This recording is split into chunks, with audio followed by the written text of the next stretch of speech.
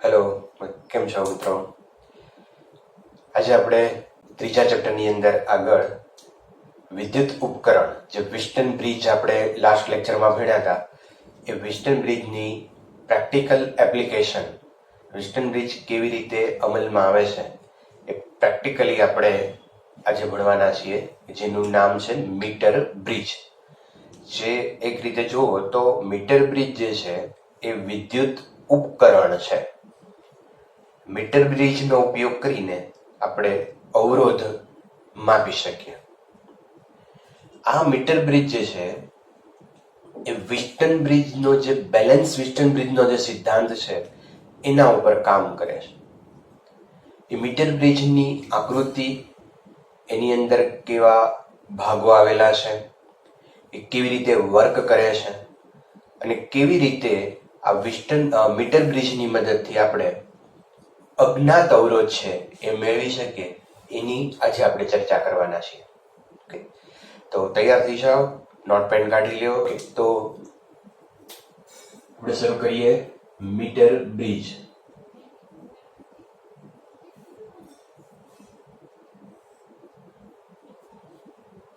Metre bridge જે છે આ ફર્સ્ટ આપણું ઉપકરણ છે, વિદ્યુત ઉપકરણ. ઘણા બધા ઉપકરણો આપણે ભણવાના છે, એમાંનું આ પહેલું ઉપકરણ છે. બીજો પોઈન્ટ આપણે અહીંયા લખી શકીએ કે અજ્ઞાત અવરોધ નું માપન કરવા માટે આ મીટર બ્રિજ છે એનો ઉપયોગ થાય છે. અને ત્રીજી મહત્વની વાત કે સંતુલિત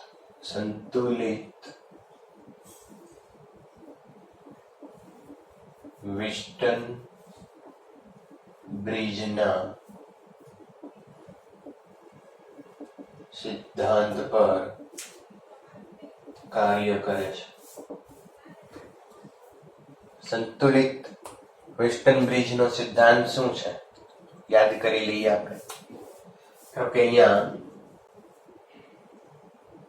આપણે વિસ્ટન બ્રિજની અંદર જોયું તો 5 અવરોધ છે. અહીંયા છે એક અવરોધ, અહીંયા લઈ લ્યો, એક અવરોધ અહીંયા લઈ લ્યો, એક અહીંયા અને એક અહીંયા વચ્ચે.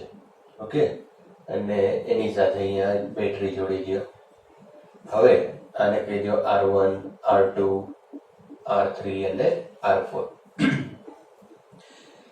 તો વિસ્ટન બ્રિજ સંતુલનમાં હોય ત્યારે આ વચ્ચેની ભુજામાંથી પ્રવાહ પસાર થતો નથી, યાદ રાખો. આ પોઈન્ટ બી અને આ પોઈન્ટ ડી હોય તો બી અને ડી ના પોટેન્શિયલ સમાન હોય છે. વચ્ચેની ભુજામાંથી કોઈ પ્રવાહ પસાર થતો નથી, અને વચ્ચેની ભુજામાંથી પ્રવાહ પસાર ન થાય એની કન્ડિશન શું છે તો કે આ અવરોધ R1/R2 is equal to R3/R4. આના છેદમાં આ બરાબર આના છેદમાં આ, એમ યાદ રાખજો. R1 R2 યાદ રાખવાની જરૂર નથી. આના છેદમાં આ બરાબર આના છેદમાં આ, બરાબર, અથવા તો આના છેદમાં આ બરાબર આના છેદમાં આ, એમ યાદ રાખશો. કારણ કે R1 R2 તો નામ વિના ગમે ત્યારે બદલાઈ શકે. અહીંયા R1 ને બદલે અહીંયા R3 કરી નાખે, અહીંયા R4 કરે તો કન્ડિશન નથી બદલાતી. કન્ડિશન શું છે એ ખાસ યાદ રાખવાનું છે કે આ અવરોધના છેદમાં આ અવરોધ બરાબર આ અવરોધના છેદમાં આ અવરોધ. ઓકે, તો આ વિસ્ટન બ્રિજ બેલેન્સ વિસ્ટન બ્રિજ જે કન્ડિશન છે એનો આ સિદ્ધાંત છે. બેલેન્સ વિસ્ટન બ્રિજ હોય ત્યારે એના અવરોધનો ગુણોત્તર છે એ સમાન રહે, બરાબર છે. તો આના સિદ્ધાંત ઉપર મીટર બ્રિજ છે એ કામ કરે છે. હવે આપણે પ્રથમ મીટર બ્રિજની આકૃતિ જોઈએ.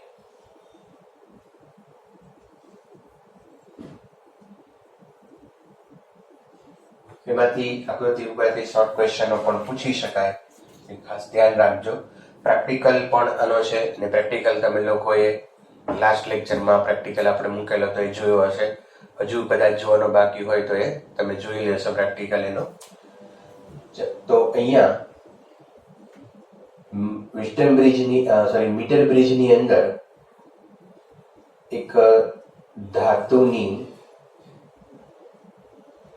આવી કાટખૂણે વળેલી જાડી પટ્ટી લેવામાં આવે છે. આ જે છે એ ધાતુની પટ્ટી છે. સામાન્ય રીતે કોપર વપરાય, બરાબર. તમે એ સિવાય ચાંદી વાપરી શકો, બહુ પૈસા હોય તો ચાંદી વાપરો. અહીંયા એક બીજી ધાતુની પટ્ટી છે, જાડી લેવાની. એક ત્રીજી ધાતુની પટ્ટી કાટખૂણે રાખેલી છે.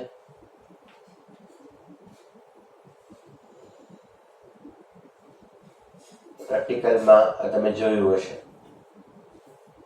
હવે આ કાટખૂણે રાખેલી જે બે ધાતુની પટ્ટી છે એની સાથે અહીંયા પોઈન્ટ એ લઈએ આપણે અને પોઈન્ટ બી, એક એ બી જે પોઈન્ટ છે એની વચ્ચે એક મીટર લંબાઈનો તાર ગોઠવવામાં આવે છે. આની લંબાઈ કેટલી છે? 1 મીટર અથવા તો 100 સેન્ટીમીટર, અને એટલે જ એનું નામ પડ્યું છે metre bridge. 1 metre equal to 100 centimetre. તો આ જે તાર છે એની લંબાઈ 1 મીટર હોય છે અથવા તો 100 સેન્ટીમીટર હોય છે. તો એ તમારે સ્વીકારીને હાલવાનું છે કે હોય જ છે. કોઈ રકમની અંદર આવાના પ્રોબ્લેમ જ્યારે આવે ત્યારે તમને કીધું ન હોય કે આ લંબાઈ આટલી છે સેન્ટીમીટર 100, પણ મીટર બ્રિજ જ્યારે શબ્દ વપરાય ત્યારે તમારા મગજમાં ક્લિયર હોવું જોઈએ કે આની લંબાઈ 1 મીટર જ હશે, બરાબર છે. હવે આ જે તાર છે એ તાર મેંગેનીન અથવા તો કોન્સ્ટન્ટના ધાતુનો બનેલો હોય છે, મિશ્ર ધાતુ, એલોય જેને કહીએ આપણે.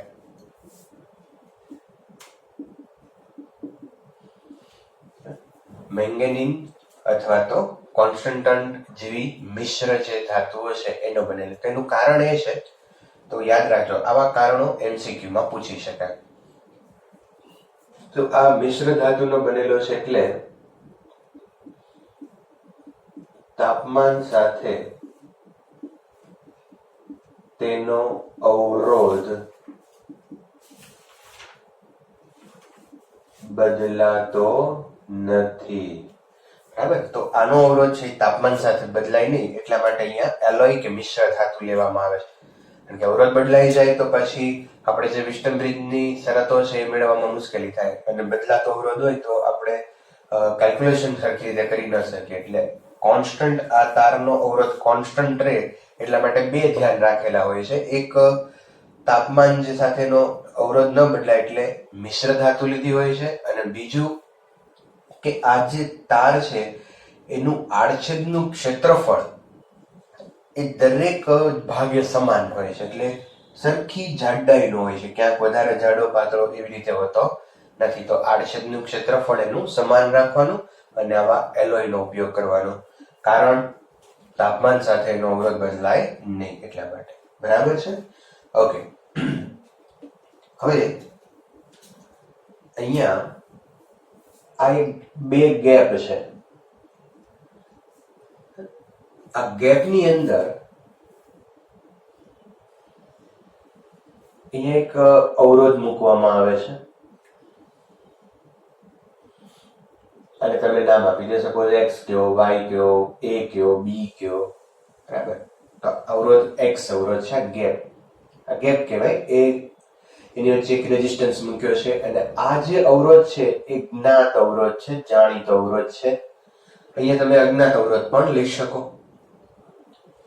અને બીજો જે ગેપ છે એ ગેપની અંદર એક અજ્ઞાત અવરોધ મૂકવામાં આવે છે. આને આપણે y કહી દઈએ, અજ્ઞાત અવરોધ. અવરોધ. તો એક ગેપની અંદર જ્ઞાત અવરોધ છે, બીજા ગેપની અંદર અજ્ઞાત અવરોધ છે. આના સ્થાન તમે અદલ બદલ કરી શકો. અહીંયા તમે અજ્ઞાત લઈ શકો, અહીંયા જ્ઞાત લઈ શકો. પ્રેક્ટિકલની અંદર તમે જોયું હશે કે જે જ્ઞાત અવરોધ છે ત્યાં ખરેખર શું હોય છે? Resistance box. એ રેઝિસ્ટન્સ બોક્સમાં કી હોય છે. જે કી કાઢી અને તમે જ્ઞાત અવરોધ ઈચ્છિત મૂલ્યનો, તમને જે અનુકૂળ પડે એ મૂલ્યનો તમે અવરોધ છે એ અહીંયા મૂકી શકો. તો અહીંયા પ્રેક્ટિકલની અંદર રેઝિસ્ટન્સ બોક્સ હોય છે, એટલે તમે અહીંયા આ રીતે રેઝિસ્ટન્સ બોક્સ બતાવી શકો. રેઝિસ્ટન્સ બોક્સ એમાં તમને ખ્યાલ હશે કે આ રીતે બધી કી હોય. એ કી તમે દૂર કરો, એમાંથી કાઢો તો એ મુજબનો અવરોધ છે એ આમાં બદલાતો હોય. બરાબર? ઓકે. હવે ત્યારબાદ અહીંયા આ જે વચ્ચેની સ્ટ્રીપ છે, ધાતુની પટ્ટી છે, એની સાથે એક ગેલ્વેનોમીટર જોડેલું છે. ગેલ્વેનોમીટર. તો જે ગેલ્વેનોમીટરનું કામ શું છે? એ પ્રવાહનું માપન કરે. ગેલ્વેનોમીટર છે એ પ્રવાહનું માપન કરે.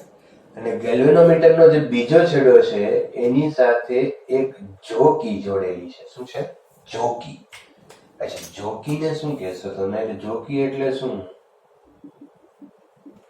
તો જોકી એટલે ધાતુની પટ્ટી છે. આ એક ધાતુની પટ્ટી હોય છે, એનો એક છેડો થોડોક શાર્પ હોય, અને શાર્પ છેડો જે છે તમે જોયું હશે પ્રેક્ટિકલમાં એ પણ. તો એ આ ધાતુની પટ્ટી હોય અને એને એક છેડો શાર્પ કરેલો હોય એકદમ, અને એ શાર્પ કરેલો છેડો છે એને આ વાયર ઉપર આપણે ફેરવી શકીએ. બરાબર? આમ જનરલી ઉપર આ રીતે ટપકા કરવા જોઈએ, પણ એવું ન કરો તો સ્લાઇડ કરી શકો તમે. બરાબર? તો એ થી બી સુધી એને તમે સ્લાઇડ કરી શકો. એવી રીતની એક ધાતુની પટ્ટી હોય છે જેને આપણે જોકી કહેશું. ઓકે. અચ્છા, હવે આ એ અને બી છે એની વચ્ચે આપણે એક બેટરી જોડી દઈએ. અહીંયા જોડી દો કે અહીંયા જોડો, બધું એક જ થશે મિત્રો.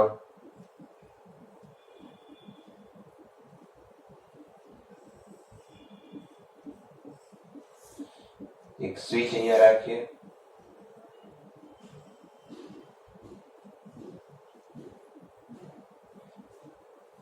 ચાલો, અહીંયા એક બેટરી આપણે જોડી દીધી. એટલે વિદ્યુત પ્રવાહ છે, સ્વિચ ઓન કરો તો વિદ્યુત પ્રવાહ છે એ આ દિશામાં વહેતો હોય. અહીંયા આવશે, અહીંયા પણ જશે અને આમાં પણ જશે. તો આ રચના થઈ, એની આકૃતિ થઈ, અને એની થોડીક આપણે સમજૂતી આપી કે એની અંદર આવા ઘટકો આ રીતનું કામ કરે છે. બરાબર છે? હવે મિત્રો, આ જે વિસ્ટન બ્રિજ છે એની અંદર પ્રેક્ટિકલી એક તકેદારી રાખવી પડે છે. તો એ પ્રેક્ટિકલી શું તકેદારી રાખવાની છે કે આ જોકીનો એક છેડો તમે અહીંયા ટચ કરાવો પહેલા એ ટર્મિનલ ઉપર, ત્યારે ગેલ્વેનોમીટર જે છે એ એક તરફ આવર્તન આપે, અને જોકીનો બીજો છેડો જોકીનો છેડો છે એ બીજા છેડા ઉપર બી ઉપર જ્યારે તમે ટચ કરાવો ત્યારે આનું આવર્તન બદલાઈને ઉલટી દિશામાં આવે. તો એ એક વસ્તુનું ધ્યાન રાખશું. તો એને કારણે અહીંયા વચ્ચે એ અને બી ની વચ્ચે ક્યાંક 0 છે એવું આપણે કહી શકીએ, જેને નલ પોઈન્ટ કહેવાય. આ બધા જે સાધનો છે, મીટર બ્રિજ છે, પોટેન્શિયોમીટર છે, એ બધા નલ પોઈન્ટ પર આધારિત સાધનો છે. નલ પોઈન્ટ એટલે કે તમે અત્યારે એવું યાદ રાખી શકો કે 0. નલ પોઈન્ટ નો અર્થ શું થાય? 0. તો નલ પોઈન્ટ આધારિત જે સાધનો છે એ ખૂબ જ એક્યુરેસી વાળા હોય છે, ચોક્કસાઈ વાળા હોય છે, કારણ કે એમાં કરંટ ફ્લો થતો નથી. તો યાદ એમ રાખજો, નલ પોઈન્ટ વાળા બે સાધનો આપણે ભણવાના છે, એક મીટર બ્રિજ અને બીજું પોટેન્શિયોમીટર. એક મીટર બ્રિજ અને બીજું પોટેન્શિયોમીટર, અને નલ પોઈન્ટ પર આધારિત છે. નલ પોઈન્ટ પર આધારિત સાધનોની ચોક્કસાઈ, માપનની ચોક્કસાઈ ખૂબ જ વધારે હોય છે. ઓકે. તો શું ધ્યાન રાખશું આપણે પ્રેક્ટિકલી કે એ ઉપર મૂકે ત્યારે એક તરફ ગેલ્વેનોમીટરનું આવર્તન અને બી ઉપર મૂકે ત્યારે બીજી ઉપર આવર્તન આવવું જોઈએ. બરાબર? આમ કરવાથી આપણને ખ્યાલ આવે કે પરિપથ સાચો છે. પરિપથમાં એ અને બી ની વચ્ચે ક્યાંક નલ પોઈન્ટ એટલે કે 0.0 આવેલો હશે. બરાબર? ઓકે. હવે આ જે એબી તાર છે એની લંબાઈ આપણે માપવા માટે એક ફૂટપટ્ટી અહીંયા મૂકશું.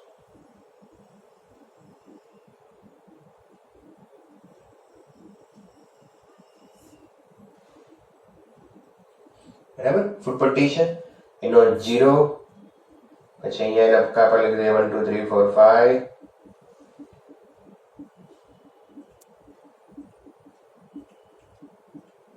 બસ આમ હાલ્યા કરે. ઓકે, તો ફૂટપટ્ટી આપણે મૂકી છે.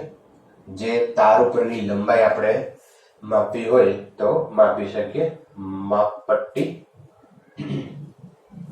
ઓકે, હવે મિત્રો આ પ્રેક્ટિકલ કેવી રીતે થાય? તો અહીંયા આપણે જે કામ શું છે, આપણે આ ગોઠવી તો દીધું, પણ આપણો હેતુ શું છે? તો હેતુ છે આપણો અજ્ઞાત અવરોધનું માપન કરવું છે. આ અવરોધ આપણે મેળવવો છે. પણ કેવી રીતે મેળવવાના છીએ? તો વિસ્ટન બ્રિજના સિદ્ધાંત પર મેળવવાના છીએ. સિદ્ધાંત શું છે? R1/R2 is equal to R3/R4. પણ આને કેમ યાદ રાખશું આપણે? યાદ કરો, આના છેદમાં આ બરાબર આના છેદમાં આ. ઓકે, અચ્છા, તો હવે આપણે આ વિસ્ટન બ્રિજને ઓન કરીએ. સ્વિચ તમે ચાલુ કરો, સ્વિચ ચાલુ કરો એટલે આમાંથી પ્રવાહનું વહન થાય. હવે આ જોકી છે એને એબી તાર ઉપર ફેરવતા જવાની છે. એબી તાર ઉપર તમે ફેરવો એટલે જે ગેલ્વેનોમીટર છે એનું કોણાવર્તન કોઈ એક સાઈડ હશે. હવે ફેરવતા ફેરવતા તમે તાર ઉપર ફેરવતા ફેરવતા ધારો કે અહીંયા કોઈ બિંદુ સી પાસે આવ્યા, અને સી પાસે આવ્યા ત્યારે ગેલ્વેનોમીટર છે અહીંયા 0, ગેલ્વેનોમીટરમાં 0 વચ્ચે હોય છે, આજુબાજુ બે બાજુ માપ હોય છે, વચ્ચે 0 હોય છે. તો આ જે દર્શક કાંટો જે છે એ 0 ઉપર આવી ગયો અને ગેલ્વેનોમીટર છે એમાંથી વહેતો પ્રવાહ 0 થઈ ગયો. તો આ ભુજામાં આ સી ને તમે આને ડી કહી દો, તો સીડી જે ભુજા છે, સીડી જે બાજુ છે એમાંથી વહેતો પ્રવાહ કેવો થઈ ગયો? 0. એનો અર્થ શું થાય કે આનું પોટેન્શિયલ અને આનું પોટેન્શિયલ બે કેવા થઈ ગયા? સરખા થઈ ગયા. હવે જો આના ને આના પોટેન્શિયલ સરખા થઈ ગયા હોય તો વિસ્ટન બ્રિજની શરત આપણે વાપરી શકીએ. વિસ્ટન બ્રિજની શરત છે, પણ વિસ્ટન બ્રિજમાં તો એમ થાય 4 અવરોધ છે અને અહીંયા તો 2 જ અવરોધ દેખાય છે. તો કેવી રીતે શરત વાપરવી? તો ચિંતા ન કરો, આ તાર પણ એક અવરોધ તરીકે જ કામ કરે છે. બરાબર, તારનો અવરોધ આપણે શીખી ગયા છીએ કેવી રીતે, ઘણા બધા પ્રોબ્લેમ્સ આપણે સોલ્વ કર્યા છે. આપણે આ રીતે કામ કરી શકીએ કે ધારો કે એકમ, આપણે તારનો અવરોધ નક્કી કરવો છે. બરાબર, હું એ લખું. ફરી એકવાર ધ્યાન રાખજો, ફરી એકવાર કહી દઉં કે આપણે પ્રેક્ટિકલ શું કર્યો કે જોકીને ફેરવતા ફેરવતા સી પોઈન્ટ ઉપર આવ્યું. સી પોઈન્ટ ઉપર આવે ત્યારે ગેલ્વેનોમીટર જે છે એ આવર્તન કેટલું બતાવે છે? 0. ગેલ્વેનોમીટર 0 આવર્તન બતાવે ત્યારે સી અને ડી નું પોટેન્શિયલ 0 થઈ ગયો હોય તો વિસ્ટન બ્રિજની શરત આપણે મૂકવી છે. આ અવરોધ અહીંયા આ એસી છે, એસી તાર જે છે, બરાબર, એસી તાર છે, આ લંબાઈ એક આવી, તો આ લંબાઈને હું ધારો કે L કહી દઉં મિત્રો, તો આ બાકીની લંબાઈ કેટલી થાય? 100 માઇનસ L થાય, કારણ કે ટોટલ લેન્થ કેટલી છે? 100. તો હવે આ જે એસી તાર છે અને બીજો આ સીબી તાર છે એ તારની લંબાઈ ઉપરથી અવરોધ નક્કી કરવો છે આપણે. બરાબર, તો અહીંયા હું લખું તારનો અવરોધ. તો એકમ લંબાઈ દીઠ અવરોધ આપણે ધારી લઈએ સ્મોલ r છે, અથવા તો તમે રો લઈએ, આપણે રો લીધો છે તો રો લ્યો. એકમ લંબાઈ દીઠ અવરોધ, યાદ કરો રો, અવરોધકતા નથી આ, અથવા તો તમે એને વોટેવર નામ આપી દો, r આપી દો નામ. એકમ લંબાઈ દીઠ અવરોધ કેટલો છે? r. તો L લંબાઈ દીઠ અવરોધ કેટલો? L લંબાઈ દીઠ અવરોધ કેટલો? તો એને તમે કહી દો R1 is equal to small r into L. એકમ લંબાઈ દીઠ અવરોધ સ્મોલ r છે તો સ્મોલ l લંબાઈ દીઠ અવરોધ કેટલો? તો L into r. એ જ રીતે મિત્રો એકમ લંબાઈ દીઠ અવરોધ સ્મોલ r છે તો 100 માઇનસ l, 100 માઇનસ l લંબાઈ દીઠ અવરોધ કેટલો થાય? તો સ્મોલ r 100 માઇનસ l. તો આ તાર છે એ વન ટાઈપ ઓફ શું છે? રેઝિસ્ટન્સ. આ પણ એક પ્રકારનો શું થઈ ગયો? રેઝિસ્ટન્સ. તો તાર છે એ અવરોધ તરીકે કામ કરે છે, બરાબર. તો આ અવરોધ હવે સિમ્પલ. હવે આપણે વિસ્ટન બ્રિજની બેલેન્સ વિસ્ટન બ્રિજની શરત વાપરીએ. શું છે શરત? આના છેદમાં આ બરાબર આના છેદમાં આ. આ અવરોધના છેદમાં આ બરાબર આ અવરોધના છેદમાં આ. સિમ્પલ. લખી લઈએ આપણે. તો અહીંયા x ના છેદમાં આનો અવરોધ કેટલો છે?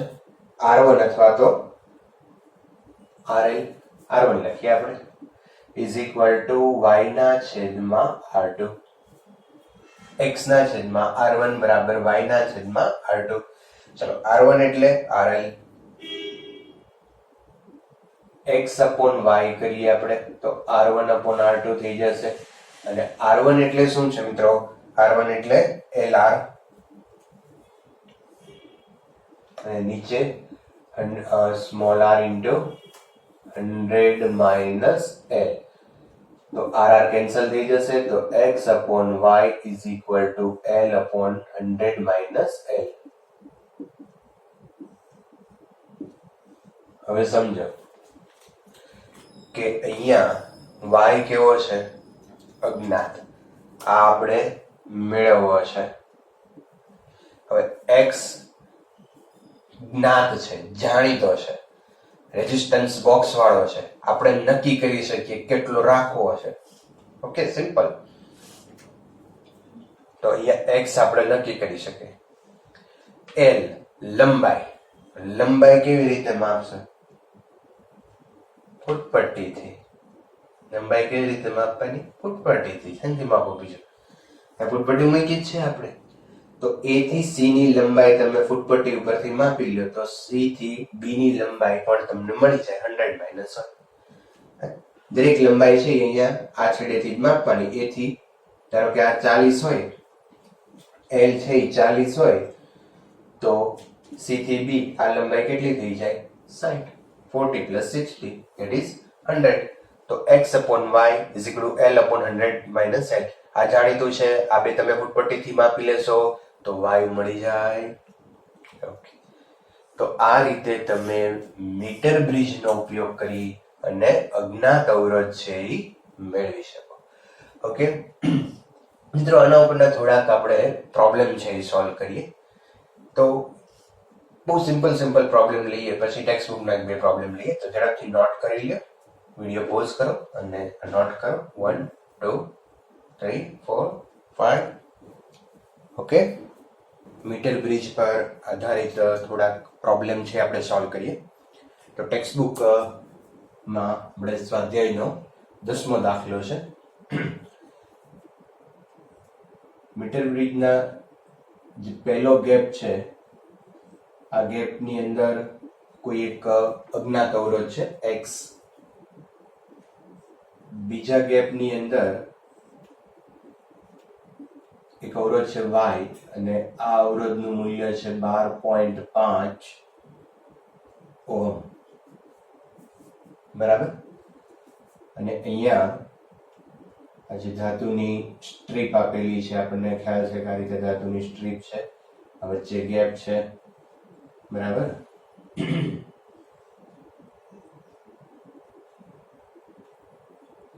ઓકે, અહીંયા એક 100 સેન્ટીમીટર ની લંબાઈનો એક તાર મૂકેલો છે. ક્વેશ્ચનમાં એવું કીધું છે કે જ્યારે 12.5 ઓહ્મનો અવરોધ અહીંયા જોડવામાં આવે છે ત્યારે જે ગેલ્વેનોમીટર છે એ નલ પોઈન્ટ અથવા તો તટસ્થ બિંદુ, એનો અર્થ નલ પોઈન્ટ કે તટસ્થ બિંદુનો અર્થ એવો થાય કે આ લાઈનમાં પસાર થતો પ્રવાહ 0. તો આ નલ પોઈન્ટ આપણને આપ્યું છે 39.5 સેન્ટીમીટર. તો ક્વેશ્ચન એવો છે કે આ એક્સ અવરોધ ગોતો. તો સિમ્પલ ક્વેશ્ચન છે અહીંયા. જો આ લંબાઈ L હોય જે 39.5 સેન્ટીમીટર હોય તો બાકીની જે આ લંબાઈ છે એ 100 માઇનસ L થાય. તો 39.5 100 માંથી તમે એને બાદ કરો એટલે 60.5 સેન્ટીમીટર આવશે. અહીંયા આપણે આમ લખીએ 100 minus 39.5 is equal to 60.5 centimetre. Okay, તો આનો અવરોધ ગોતો એ ખૂબ સિમ્પલ છે. અહીંયા જે મીટર બ્રિજનું કન્ડિશન શું છે, શરત એની છે કે આના છેદમાં આ અને આના છેદમાં આ વિસ્ટન બ્રિજના સિદ્ધાંત ઉપર કામ કરે છે. તો આના છેદમાં આ એટલે x ના છેદમાં 39.5 અથવા તો L લખો અને આના છેદમાં આ એટલે y ના છેદમાં 100 માઇનસ L લ્યો. તો x ઇઝ ઇક્વલ ટુ બધાની આપણે કિંમતો મૂકીએ તો લેન્થ આપી છે 39.5 ઇઝ ઇક્વલ ટુ y. તો y આપ્યું છે 12.5 અપોન 60.5. હવે અહીંયા આપણે x ને સૂત્રનો કરતા બનાવીએ તો x is equal to 12.5 multiply 39.5 upon 60.5. તો આનો તમે મલ્ટીપ્લાય કરીને આને ડિવાઈડ કરશો એટલે આન્સર આવશે 8.16 ઓહમ. તો આનો અવરોધ કેટલો આવશે 8.16. સિમ્પલ ક્વેશ્ચન છે. બીજો આની જ અંદર આપણને એક પ્રશ્ન એવો પૂછ્યો છે કે આ જે ધાતુની સ્ટ્રીપ છે એ જાડી શું કામ લેવામાં આવે છે? આ જાડી શું કામ લેવામાં આવે છે? અહીંયા કે આ ધાતુની સ્ટ્રીપ તમે જાડી લ્યો તો R is equal to rho L upon A. જાડી હોય તો એનું આડછેદનું ક્ષેત્રફળ વધી જાય. ધાતુની પટ્ટીની જાડાઈ વધારે હોય તો A વધે. A વધી જાય તો R છે એ ઘટે, માટે R ઘટે. તો આનો અવરોધ છે એ ઘટી જાય. ઘટી જાય એટલે કે લગભગ અવગણી શકાય એટલો હોય. બરાબર, કારણ કે આપણે જે કન્ડિશન લીધી હતી એ કન્ડિશનની અંદર આ અવરોધ અને તારનો અવરોધ એટલા જ અવરોધને આપણે ધ્યાનમાં લીધું હતું. ખરેખર આ પણ એક અવરોધ તરીકે કામ કરે છે પણ આપણે એને નિગ્લેક્ટ કરેલો છે અને ધ્યાનમાં નથી લીધો. તો ન લેવાનું કારણ શું છે? કારણ કે જાડું છે, એની જાડાઈ વધારે છે. જાડાઈ વધારે હોય તો એનું આડછેદનું ક્ષેત્રફળ વધી જાય અને એ વધી જાય તો R ઘટી જાય. એટલે આ R ને અવગણી શકો. બરાબર છે. તો આ કારણથી આપણે ધાતુની પટ્ટી છે એ જાડી લીધેલી છે. ઓકે, હવે આ જ ક્વેશ્ચન સ્વાધ્યાયના 10મા દાખલાની અંદર હજુ એક આગળ ક્વેશ્ચન છે તો એ આપણે જોઈએ.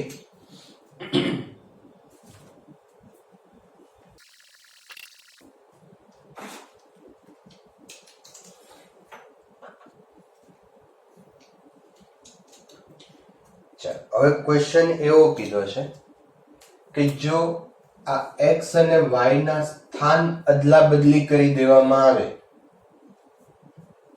x નું સ્થાન y ને આપી દેવાનું અને y નું સ્થાન x નું સ્થાન y ને અને y નું સ્થાન x ને આપી દેવાનું, તો આ તટસ્થ બિંદુ ગોતવાનું છે.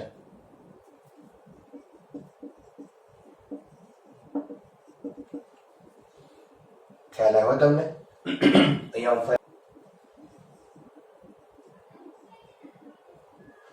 અહીંયા આપણે લેશું x ની બદલે અહીંયા y લેશું અને અહીંયા લેશું આપણે x.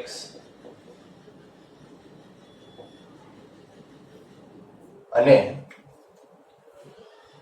આ બેના સ્થાન બદલી નાખ્યા તો તટસ્થ બિંદુ, ધારો કે આ પોઈન્ટ તટસ્થ બિંદુ આવતું હોય તો આ L છે કેટલો આવે છે એ આપણે મેળવવાનો છે. ઓકે, ફરી પાછી કન્ડિશન આપણે મેળવીએ. તટસ્થ બિંદુ છે એનો અર્થ એવો થશે કે આમાંથી પસાર થતો પ્રવાહ 0 છે, અને જો આનાથી પસાર થતો પ્રવાહ 0 હોય તો આના છેદમાં આ બરાબર આના છેદમાં આ, એવું તમે કહી શકો. બરાબર? તો આપણે અહીંયા લખીએ 12.5 ના છેદમાં L ઇઝ ઇક્વલ ટુ 8.16 ના છેદમાં 100 માઇનસ L. અહીંયા આપણે સામે એનો ગુણાકાર કરી નાખીએ તો 100 minus L multiply 12.5 8.16 into L. હવે આમાંથી તમે L ને સૂત્રનો કર્તા બનાવી શકો તો L ઇઝ આની અંદર મલ્ટીપ્લાય કરી શકો. પહેલા આની અંદર કરી નાખીએ તો 1250 minus 12.5 L is equal to 8.16 L. 1250 is equal to 8.16 L plus 12.5 L. 12 ને 8 20, 20 ને 60 ને 66 એટલે 20.66 L is equal to 1250 અને L 1250 divided by 20.60. તો તટસ્થ બિંદુ મિત્રો તમને મળી જશે અહીંયા 60.5. ઓકે, તો અદલા બદલી કરી નાખો તો એનાથી કોઈ ફેર પડતો નથી. હવે ઘણી વખત તટસ્થ બિંદુ તમને આપી દે, ઘણીવાર આવા પણ દાખલા પૂછાય છે કે જ્યારે x અને y જોડેલા હોય ત્યારે તટસ્થ બિંદુ ધારો કે 39.5 મળે છે અને એમના સ્થાનની અદલા બદલી કરી દેવામાં આવે ત્યારે તટસ્થ બિંદુ આપી દે કે 60.5 મળે છે. તો x અને y ની વેલ્યુ ગોતો તો પણ તમે મેળવી શકો. હજુ એક ત્રીજો ક્વેશ્ચન એની અંદર પૂછ્યો છે કે બ્રિજના તટસ્થ બિંદુ આગળ ગેલ્વેનોમીટર અને બેટરીની અદલા બદલી કરતા શું થશે? શું ગેલ્વેનોમીટર કોઈ પ્રવાહ બતાવશે? હવે ક્વેશ્ચન એવો છે કે અહીંયા આ જે ગેલ્વેનોમીટર જોડ્યું છે એની જગ્યાએ બેટરી જોડો અને બેટરીની જગ્યાએ અહીંયા બેટરી જોડેલી હોય છે, તમને યાદ હશે આપણે પ્રયોગની અંદર આ રીતે બતાવેલું છે. તો આ બેટરીની જગ્યાએ ગેલ્વેનોમીટર અને ગેલ્વેનોમીટરની જગ્યાએ બેટરી. આપણે જે આ વન ટાઈપ ઓફ વિસ્ટન બ્રિજ જ છે. તો વિસ્ટન બ્રિજમાં તમે વિચારો કે અહીંયા 4 અવરોધ હતા,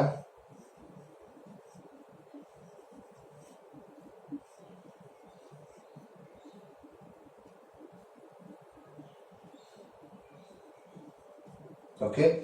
અહીંયા શું હતું મિત્રો? ગેલ્વેનોમીટર હતું, એની બદલે આપણે બેટરી મૂકવાની છે, અને અહીંયા બેટરી હતી અને એની બદલે આપણે ગેલ્વેનોમીટર મૂકવાનું છે. તો આપણે અહીંયા શું જોયું છે? R1, R2, R3 અને R4 ચાર અવરોધો લીધા છે. તો અહીંયા પ્રવાહ આ જે બે ટર્મિનલ છે A અને C, એ બે ટર્મિનલ પાસેના વોલ્ટેજ કેવા હશે?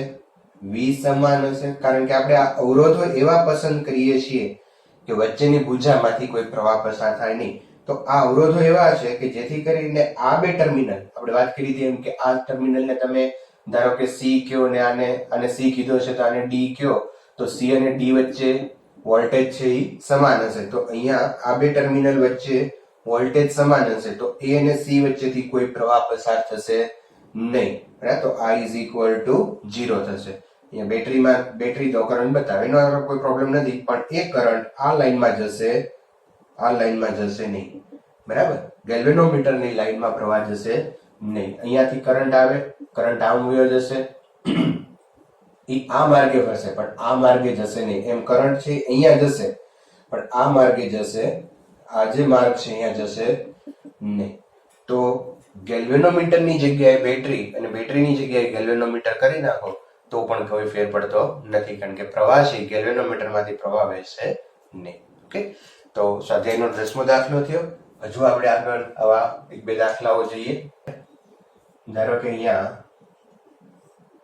આ રીતે બે અવરોધ સમાંતરમાં આપ્યા છે. આ એક ગેપ છે, આપણો બીજો ગેપ. બીજા ગેપની અંદર એક અવરોધ આપેલો છે.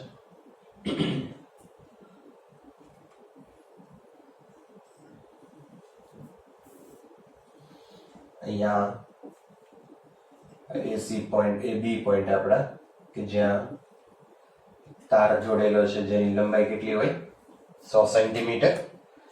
ઓકે મિત્રો, અહીંયા આનો અવરોધ 2 ઓહમ છે, આ પણ 2 ઓહમ છે, અને આ એક અજ્ઞાત અવરોધ છે. અહીંયા ગેલ્વેનોમીટર જોડેલું છે અને આપણને તટસ્થ બિંદુ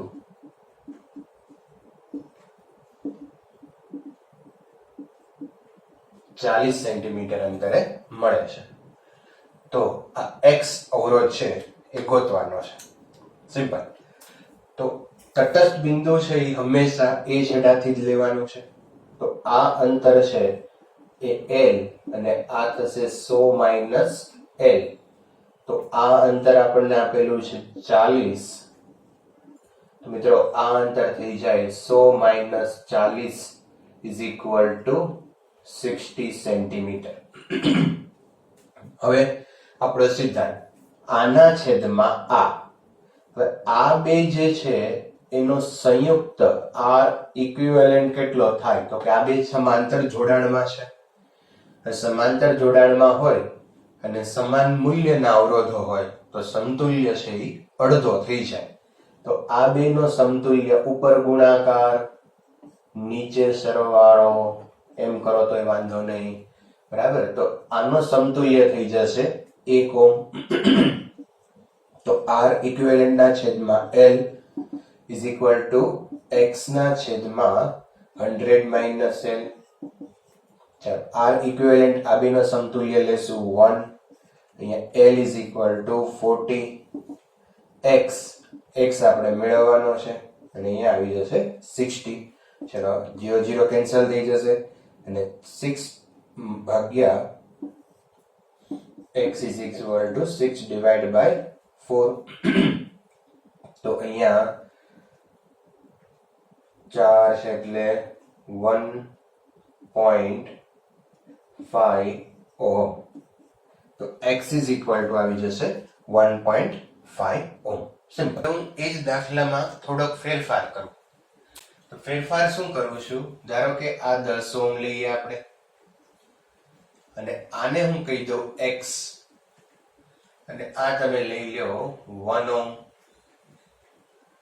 બરાબર છે. તટસ્થ બિંદુ અગેન આપણને 40 જ મળે છે. તો હવે આ X અવરોધ ગોતો. પહેલા અહીંયા હતો, હવે અહીંયા શિફ્ટ કર્યો મેં. બરાબર, તો તટસ્થ બિંદુ 40 જ મળે છે, તો 40 ના 60 થાય, તો આ X અવરોધ ગોતો. ઓકે, તો સિમ્પલ આપણે જેમ કામ કરતા તેમ જ છે. આ બે નો સમતુલ્ય કેટલો થઈ જશે, અહીંયા ઉપર ગુણાકાર નીચે સરવાળો. બરાબર, આ બીજો અવરોધ છે, આને નામ આપી દો R. ચાલ, તો આપણા સૂત્ર મુજબ આના છેદમાં આનો અવરોધ છે R ઇક્વિવેલન્ટ. એના છેદમાં આવશે 40, આનો અવરોધ છે R, અને એના છેદમાં આવશે 60, બરાબર. ચાલો R ઇક્વિવેલન્ટ ની વેલ્યુ મૂકીએ આપણે 10x, એના છેદમાં છે 10 વત્તા x, R ની વેલ્યુ છે 1 અને એના છેદમાં છે 60. અહીંયા આવશે ને 40/40 બાકી છે. ઓકે, ચાલો હવે આપણે છેદ ઉડાડી દઈએ તો આ મીંડું કેન્સલ કરી દો તમે. ચલો આને અહીંયા મલ્ટીપ્લાય કરો એટલે 60x ઇઝ ઇક્વલ ટુ, અને આ બાજુ આ 4 ને અંદર ગુણી નાખીએ તો અહીંયા 40 વત્તા 4x, અથવા તો આમ લખો પહેલા. ઓકે, 4 10 પ્લસ x અને આ બાજુ લઈએ, બ્રેકેટ છોડી દઈએ તો 40 plus 4x is equal to 60x, અને આ બાજુ લઈ આવો તો 56x, 60 minus 4, 56 is equal to 40, x is equal to 40 divided by 56. તો આ આવી જશે આનો અવરોધ 40 divided by 56. હવે એના છેદ ઉડાડી શકો નહીં, એમને રાખો તો વાંધો નહીં, પણ અહીંયા મેં તમને સમજાવ્યું એવું છે કે મીટર બ્રિજ આવે ત્યારે આના છેદમાં આ બરાબર આના છેદમાં આ એવું કરવું જોઈએ.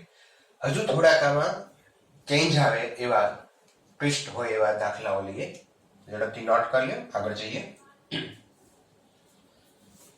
આપણે હવે ટેક્સ્ટ બુક નો ઉદાહરણનો 9મો દાખલો જોઈએ. એક મીટર બ્રિજમાં A થી 37.7 સેન્ટીમીટર આગળ તટસ્થ બિંદુ મળે છે. આ A થી ધારો કે અહીંયા આ તટસ્થ બિંદુ મળે છે 33.7 સેન્ટીમીટર. તો આ આપણો L છે, અહીંયા આપણને તટસ્થ બિંદુ મળે છે. આ લેન્થ કેટલી થઈ જશે મિત્રો? 100 માઇનસ L. બરાબર, તો 100 માંથી તમે આ માઇનસ કરો એટલે 66.3 સેન્ટીમીટર આવશે. તો અહીંયા આકૃતિ આપી છે એવું સમજો, કારણ કે રકમ આવી છે થોડી અધૂરી હોય એવું છે, એટલે અહીંયા એક અવરોધ R છે, અહીંયા એક અવરોધ S છે, આ રીતનો એક અવરોધ છે. હવે એમ કહે છે કે જો S ને સમાંતર 12 ઓહ્મ નો અવરોધ જોડવામાં આવે, આ પહેલી વાત છે. બીજો કેસ છે, આ બીજો કેસ છે, જો S ને સમાંતર 12 ઓહ્મ નો અવરોધ જોડવામાં આવે તો સંતુલન બિંદુ છે એ 51.9 થઈ જાય છે. પહેલા કેટલું હતું? 33.7. અને બીજા કેસમાં એમ કહે છે કે 51. અને સમાંતર જો એક અવરોધ જોડવામાં આવે, બરાબર, 12 ઓહ્મ નો, તો આ તટસ્થ બિંદુ છે એ બદલાઈને 51.9 થઈ જાય છે. તો આ R અને S ની કિંમત આપણે ગોતવાની છે. ઓકે, ચાલો. તો જે ડેટા આપ્યા છે, જે વસ્તુ કઈ આપી છે એને આધારે આપણે વિચારીએ. તો અહીંયા કામ શું કરશું, કેવી રીતે કરશું? મિત્રો, આપણને પહેલો કેસ એવો આપ્યો છે કે જેમાં તટસ્થ બિંદુ 33.7 સેન્ટીમીટર મળે છે. તો અહીંયા R અને S આપ્યા છે, 33.7 મળે છે, 66.3 મળે છે. તો આપણે પહેલા મીટર બ્રિજની ફોર્મ્યુલા અહીંયા યુઝ કરીએ અને એક ઇક્વેશન મેળવીએ. તો કેવી રીતે? જો ધારો કે આના છેદમાં આપણું simple formula R upon 33.7 is equal to S upon 66.3. આપણે આ કેસ 1 લઈએ અહીંયા.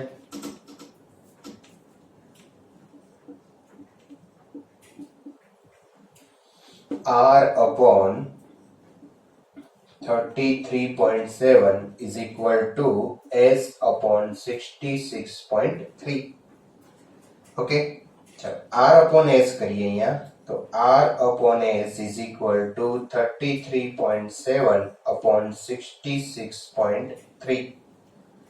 આને કહી દઈએ ઇક્વેશન નંબર 1. આને સોલ્વ નહીં કરી શકાય કારણ કે r અને s બેયની વેલ્યુ આપણી પાસે નથી. પણ હવે બીજી સ્થિતિ શું કહે છે કે જો s ને સમાંતર 12 ઓહ્મ નો અવરોધ જોડી દેવામાં આવે તો અહીંયા આપણે જોડી દઈએ એક.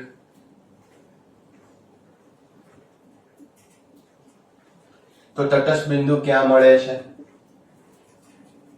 51.9 મળે છે. તો ફરી પાછું આપણે એવું લખી શકીએ મિત્રો,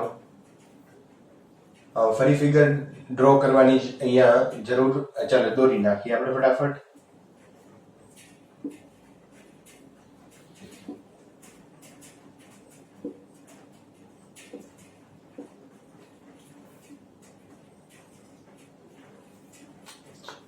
તો મિત્રો આ એઝ ઇટ ઇઝ r છે, આ 12 ઓહ્મ છે, આ s છે, બરાબર, અને અહીંયા આપણું ગેલ્વેનોમીટર છે. તો હવે આપણને તટસ્થ બિંદુ છે એ 51.9 સેન્ટીમીટર મળે છે. તો આ બાજુ આપણે 100 માઇનસ 51.9 કરીએ, બરાબર, જે 100 માઇનસ l, તો આ થઈ જશે, કેટલું થઈ જશે? 50 અને 48.1. ઓકે, તો હવે ફરી પાછું ફોર્મ્યુલા યુઝ કરીએ આપણે. આના છેદમાં આ, r ના છેદમાં 51.9 ઇઝ ઇક્વલ ટુ, હવે આ સમતુલ્ય થઈ ગયું છે, ઉપર ગુણાકાર નીચે સરવાળો, યાદ કરો, ઇક્વિવેલન્ટ થઈ ગયું છે. તો ઉપર ગુણાકાર નીચે સરવાળો એના છેદમાં આ. ઓકે, ચાલો ફરી એકવાર પાછું r upon s કરીએ. અહીંયા આ 5 નથી, s છે, મલ્ટીપ્લાય s. તો ચાલો આ s ને આના છેદમાં લઈ લ્યો. તો r upon s is equal to 12 ગુણ્યા 51.9 ના છેદમાં 12 વત્તા s into 48.1. ચાલો r upon s એટલે આ વેલ્યુ લખાય 33.7 ના છેદમાં 66.3 is equal to 12 multiply 51.9 12 plus s into 48.1. હવે તમે જુઓ આખા ઇક્વેશનમાં s જ આવ્યો, તો આનું સાદુરૂપ તમે દઈ શકો. 33.7 ભાગ્યા 66.3 કરવાના, બરાબર. આ 12 વત્તા s ને, ચલો એક સ્ટેપ હું લખી દઉં. 12 વત્તા s ને આપણે આ બાજુ લઈશ, પેલા કરતા બનાવીએ.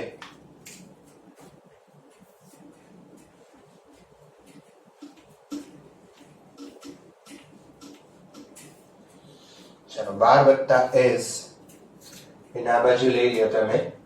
તો 12 plus s is equal to 12 multiply 51.9 અને અહીંયા મલ્ટીપ્લાય કરો, મલ્ટીપ્લાય 66.3 ડિવાઈડ બાય આ એમને રહેશે 48.1 મલ્ટીપ્લાય 33.7. ઓકે, ચલો આ બધાનો તમે હિસાબ કરો અને પછી એ જે હિસાબ આવે એમાંથી 12 ને બાદ કરો, 12 ઓલી બાજુ જશે એટલે માઈનસ થઈ જશે, બરાબર. 13.5. ઓકે, ચલો s મળી જાય પછી તમે એના ઉપરથી r છે એ મેળવી શકો. r મેળવવા માટે આપણે સૌથી પહેલા જે ફોર્મ્યુલા લીધી હતી, r upon s is equal to 33 હતું ને, 33.7 upon 66.3. તો s ની વેલ્યુ અહીંયા મૂકી દો તો તમે r છે એ મેળવી શકો. તો આવા પ્રોબ્લેમ પણ તમે ઇઝીલી સોલ્વ કરી શકો. મિત્રો હવે એક પ્રોબ્લેમ લઈએ જે IIT 2014 માં પૂછાઈ ગયો છે. અહીં એક રેઝિસ્ટન્સ આપ્યો છે r ઓહ્મ, બીજો એક રેઝિસ્ટન્સ આપ્યો છે 90 ઓહ્મ, અને તટસ્થ બિંદુ નલ પોઈન્ટ જે છે એ 40 સેન્ટીમીટર અંતરે મળે છે A થી. તો આ આર મેળવવાનો છે. તમને એમ થાય કે આ તો બહુ સિમ્પલ સવાલ છે, અને આઈઆઈટી માં આવો પ્રશ્ન પૂછાણો. તો એના ઓપ્શન એવા હતા જેમાં જે ઓપ્શન છે એની બદલે હું સીધો જવાબ લખું છું, એટલે તમને ખ્યાલ આવે કે ઓપ્શનમાં કેવા વેરિએશન હતા. તો આનો જે આન્સર છે ને એ આવો આવે છે, R is equal to 60 plus or minus 0.25 ohm. આ રીતનો એનો આવા જુદા જુદા ઓપ્શન હતા. 60 પ્લસ ઓર માઇનસ 1.25 હોય, 0.025 હોય, આવા પછી બીજા હતા. તો એવા ઓપ્શન હતા. એટલે અહીંયા એક નવો કન્સેપ્ટ તમારે ધ્યાનમાં લેવો પડે. હવે શું છે સમજીએ આપણે. આ 60 પ્લસ ઓર માઇનસ 0.25 આવ્યો એટલે તમને ખ્યાલ આવી જાય અહીંયા કે આ કઈક ત્રુટિ છે. ત્રુટિના કન્સેપ્ટ ઉપર આપણે અહીંયા ધ્યાન દેવાનું છે. તો અહીંયા શું ત્રુટિ આવે, તો થોડોક આપણે પહેલા અહીંયા કન્સેપ્ટ લઈએ પછી પ્રોબ્લેમ છે એ સોલ્વ કરીએ. કે r ના માપનમાં ત્રુટિ. r ના માપનમાં ત્રુટિ ક્યાંથી આવે, તો જો ક્યાંથી આવે. અહીંયા તમે જે લેન્થ માપો છો એ લેન્થ શેનાથી માપો છો, ફૂટ પટ્ટી અથવા તો મીટર પટ્ટીથી માપો છો. હવે થાય એવું કે આ કોઈ પણ ફૂટ પટ્ટી અથવા તો મીટર પટ્ટી છે એને લઘુત્તમ માપ શક્તિ હોય. કોઈ પણ ફૂટ પટ્ટી છે ને લઘુત્તમ માપ શક્તિ હોય. હવે અહીંયા ધારો કે અહીંયા ફાઈ છે, થોડું મોટું બતાવીએ આપણે. જોકી છે અહીંયા આવી છે, અહીંયા 5 છે, અહીંયા 6 છે, અને વચ્ચે કાપા છે 10 કાપા લઈએ. 1 2 3 4 5 6 7 8 9 10 આ રીતે કાપા છે અહીંયા.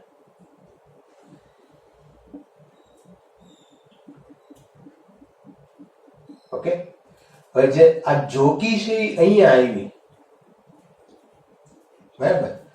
તો તમે શું પોઈન્ટ લખશો અહીંયા 5.1234 એટલે 5.4 લખશો કે 5.5 લખશો? કારણ કે નથી, આ જોકી છે એ એક્ઝેક્ટ 5.4 ઉપર નથી. આને થોડું કામ સમજી લ્યો. ચાલો, આમ છે જોકી, તો તમે અહીંયા શું લખશો, 5 લખશો કે 6 લખશો? કોઈ પણ તમે ફૂટપટ્ટી લેશો તો એમાં બે કાપા તો હશે, અને બે કાપાની વચ્ચે જો જોકી આવી તો તમે કયું રીડિંગ લખશો?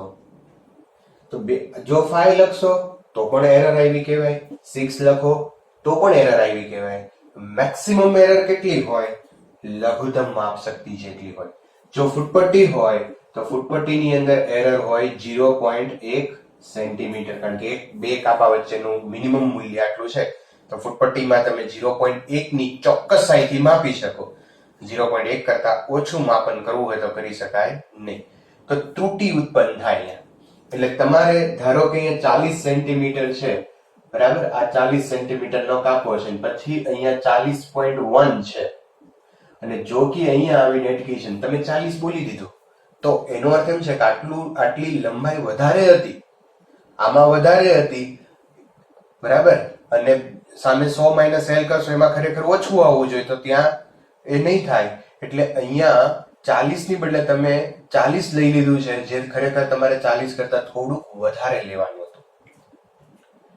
એટલે અહીંયા વધારે લેવાનું હતું, અને 100 માઇનસ એલ કરો ત્યાં ખરેખર ઓછું લેવું જોઈતું હતું, ત્યાં તમે પાછું જુદું કંઈક રીડિંગ લઈ લેશો. એટલે આ માપન લંબાઈમાં ભૂલ આવી. લંબાઈમાં ભૂલ આવે તો અવરોધમાં પણ ભૂલ આવે. તો આ એક આપણો કન્સેપ્ટ થયો અહીંયા કે R ની અંદર અહીંયા જે અવરોધ માપવામાં આવે છે એ અવરોધની અંદર ત્રુટિ ઉત્પન્ન થાય છે. હવે ત્રુટિ મેક્સિમમ કેટલી હોય તો એ આપણે અહીંયા જોઈએ. તો આપણું ફોર્મ્યુલા છે, ફોર્મ્યુલા યાદ કરીએ આપણે. R upon L is equal to, અને તમે ધારો કે S કહી દો તો S upon 100 minus L. Okay, ચલો. તો R ને આપણે સૂત્રનો કરતા બનાવીએ તો R is equal to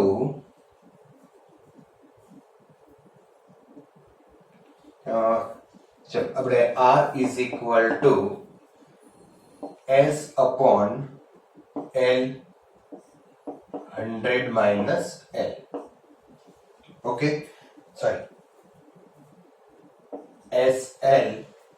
SL upon 100 minus l. હવે ત્રુટિના સિદ્ધાંત મુજબ આપણે કામ કરીએ તો r માં ત્રુટિ લખી હોય તો ડેલ્ટા r ના છેદમાં r, ડેલ્ટા s ના છેદમાં s, ડેલ્ટા l ના છેદમાં l અને ડેલ્ટા 100 માઇનસ l ના છેદમાં 100 માઇનસ l. ત્રુટિનો સિદ્ધાંત મેં વાપર્યા છે અહીંયા. જો નો ખ્યાલ હોય તો ત્રુટિના લેક્ચર પાછા ભરી લેજો. બરાબર, 11મા માં અત્યારે ત્રુટિના લેક્ચરો મેં ભણાવેલા છે તો એ પણ આપ તમે ભણી શકો. તો ડેલ્ટા s ના છેદમાં s, ડેલ્ટા l ના છેદમાં l અને ડેલ્ટા 100 માઇનસ l ના છેદમાં l.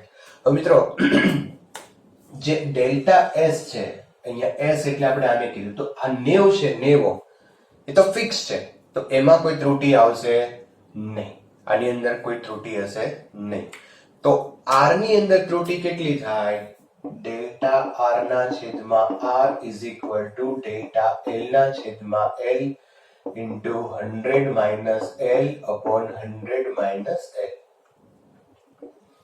તો આ થઈ ડેલ્ટા r જે ત્રુટિ તમારે ગોતવાની છે. ઓકે, તો હવે આપણે આ ક્વેશ્ચનનો જવાબ આપીએ. બરાબર, ચાલો ફરી એક વખત સમજી લેજો અહીંયા કે કોઈ પણ ફૂટપટ્ટી હોય, મીટર પટ્ટી હોય, વર્નિયર કેલિપર્સ તમે લઈ આવો તો પણ એની લઘુત્તમ માપશક્તિ હોવાની અને લઘુત્તમ માપશક્તિ હોય તો માપનમાં કંઈક ત્રુટિ આવે છે. બરાબર, તો માપનમાં અહીંયા લંબાઈમાં ત્રુટિ આવશે તો લંબાઈમાં ત્રુટિ આવશે તો એની સામે તમને આ અવરોધમાં પણ ત્રુટિ આવશે કારણ કે લંબાઈમાં ત્રુટિ ઉત્પન્ન થશે. અહીંયા પણ છે, અહીંયા પણ છે તો અવરોધમાં પણ ત્રુટિ ઉત્પન્ન થાય. બરાબર, અને ત્રુટિ કેટલી ઉત્પન્ન થાય તો એ ત્રુટિ આ સૂત્ર મુજબ તમે લખી શકો. બરાબર, મેળવી શકો. ઓકે, તો હવે આપણે જે આઈઆઈટી 2014 માં જે પ્રોબ્લેમ પૂછાણો તો એ કરીએ. ફરી એક વખત હું અહીંયા રિફર કરું કે અવરોધ R આપેલો છે, અહીંયા બીજો અવરોધ 90 માં આપેલો છે, તટસ્થ બિંદુ તમને 40 સેન્ટીમીટર મળે છે અને આ ફૂટપટ્ટીનું જે સ્કેલ માપ લીધું છે એ 1 mm માં લીધું છે. ફૂટપટ્ટીનું જે સ્કેલ માપ લીધું છે એમાં લીધું છે 1 mm. સામાન્ય રીતે આપણે શેમાં લેતા હતા? સેન્ટીમીટરમાં. પણ આઈઆઈટી નો ક્વેશ્ચન છે, થોડાક તો ચેન્જ કરે છે. એટલે જે જો આપણે સેન્ટીમીટરમાં લેતા હોત ફૂટપટ્ટીમાં તો એ સેન્ટીમીટરમાં ભૂલ કરે. આ 1 mm માં એનું સ્કેલ માપ લીધું છે તો અહીંયા 1 mm મુજબ આપણે ગણતરી કરવી પડે તો કે એમાં કોઈ પ્રોબ્લેમ નથી. ઓકે, ચાલો તો ફર્સ્ટ આપણે અહીંયા r કેલ્ક્યુલેટ કરીએ અને પછી ડેલ્ટા r કરીએ. એટલે આ r છે અને આ ડેલ્ટા r છે. ઓકે, ચાલો તો r આપણે અહીંથી કેલ્ક્યુલેટ કરવો હોય તો અહીંયા કિંમત મૂકીએ. r l ની વેલ્યુ છે 40, s ની વેલ્યુ છે 90, 100 માઇનસ l ની વેલ્યુ છે 40. ઓકે, આનો તમે હિસાબ કરશો એટલે r is equal to 60 ohm આવી જશે. બરાબર, તો બહુ સિમ્પલ પ્રોબ્લેમ છે. અહીંયા r મેળવવો બહુ સિમ્પલ છે. ચાલો r આવી ગયો. હવે ડેલ્ટા r મેળવીએ. તો ડેલ્ટા l એટલે જે ત્રુટિ કેટલી મેક્સિમમ આવશે? 1 mm. તો 1 into 10 to the power minus 3. અહીંયા મીટરની બદલે આપણે આને mm માંથી cm માં જઈએ તો અહીંયા સેન્ટીમીટરમાં આપણે બધું લખીએ કારણ કે આ સેન્ટીમીટરમાં આપેલું છે તો આપણે સેન્ટીમીટરમાં લખીએ અથવા તો આ mm માં રહેવા દો તો આને તમારે cm માંથી mm માં જવું પડે તો એવું કરી નાખીએ. કોઈ પણ વસ્તુ બે માંથી એક ચેન્જ કરવું પડશે. ચાલો ડેલ્ટા l લખ્યું આપણે 1 l. લેન્થ કેટલી આપી છે? 40 ની બદલે અહીંયા શું કરશું? 400 સેન્ટીમીટર માંથી mm માં જઈશું વત્તા delta 100 minus l. Delta 100 minus l એટલે મેક્સિમમ ત્રુટિ બતાવે છે. જેમાં ડેલ્ટા l છે એ આ જ છે. આ શું 100 માઇનસ l એટલે લેન્થ જ થઈ. લેન્થમાં ત્રુટિ મેક્સિમમ ત્રુટિ કેટલી હશે? 1 mm. સમજો? આ ડેલ્ટા એલ એટલે આ લંબાઈની મહત્તમ ત્રુટી. આ પણ લંબાઈ જ છે ને, 100 માઇનસ એલ. આ તમે બીજી શું લીધી છે? 100 માઇનસ એલ એટલે લંબાઈ જે માપો છો એની ત્રુટી. તો આ મહત્તમ ત્રુટી કેટલી થશે? એ તો 1 mm જ થશે, જે આપણને આપી છે મહત્તમ ત્રુટી 1 mm આપી છે. અને અહીંયા 100 માઇનસ એલ એટલે 600. આ અંદર આ 6 સેન્ટીમીટર છે, 60 સેન્ટીમીટર થાય. પણ શેમાં ફેરવવાનું છે? એને mm માં ફેરવશું, કારણ કે આ mm માં છે.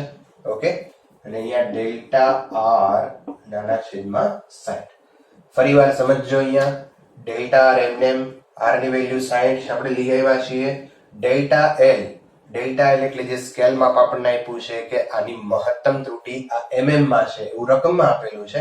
તો ડેલ્ટા એલ 1 mm આપ્યું છે. લેન્થ અહીંયા 40 છે, પણ એને mm માં ફેરવશું એટલે અહીંયા 400 આવશે. આ પણ એક ડેલ્ટા એલ જ છે, 100 માઇનસ એલ લખ્યું છે. અહીંયા તમે ધારો કે હું આને આમ કહું કે આ L1 છે અને આ L2 છે, તો અહીંયા તમે શું લખે? L2 લખે ડેલ્ટા L2, અને અહીંયા શું લખે? Delta L1. તો ડેલ્ટા L1 એટલે 1, ડેલ્ટા L2 એટલે 1 જ છે, કારણ કે એ પણ મેઝરમેન્ટ જ છે. બરાબર? તમે કોઈ ઘડિયાળની અંદર સમય જોતા હોય અને તમે સમય અત્યારે સવારના જોવો, ધારો કે સવારના તમે 10 વાગે જોવો અને ઘડિયાળની અંદર ત્રુટી હોય, ધારો કે 1 કલાકનો સમયમાં આગળ રહેતો હોય, તો સવાર 10 વાગે જોવો તો એ તમને 11 વાગે દેખાડે. પણ એ જ વસ્તુ રાત્રે 10 વાગે જોવો તો એ 11 જ દેખાડે તમને. બરાબર? કારણ કે એ તો શું છે? ત્રુટી તો ઘડિયાળમાં છે, એમ ત્રુટી તો આ સ્કેલ માપમાં છે. એટલે તમે આ 40 માપો કે 100 માઇનસ 40 માપો, ત્રુટી તો અહીંયા કેટલી રહેશે? 1 mm. આ 1 mm, આ L 40 છે પણ એને mm માં ફેરવી 400, આ 60 છે પણ 600. હવે તમે આ ડેલ્ટા આર નું સાદુરૂપ આપો એટલે તમને મળી જશે 0.25, અને ફાઇનલ આન્સર આવશે R is equal to 60 plus or minus 0.25 ohm. તો મિત્રો, હવે ખ્યાલ આવ્યો કે આ IIT માં પૂછાયેલો દાખલો છે, જેમાં આવો ટ્વિસ્ટ કરેલો છે. બે વસ્તુ ભેગી કરી. એક વસ્તુ જે ત્રીજા ચેપ્ટર 12મા ધોરણનું, અને એક વસ્તુ જે પહેલા સેમેસ્ટર અથવા તો 11મા ધોરણનું ત્રુટીની વસ્તુ, બે ભેગી કરી. ઓકે, તો હવે સોલ્વ કરી નાખો, ગણી નાખો.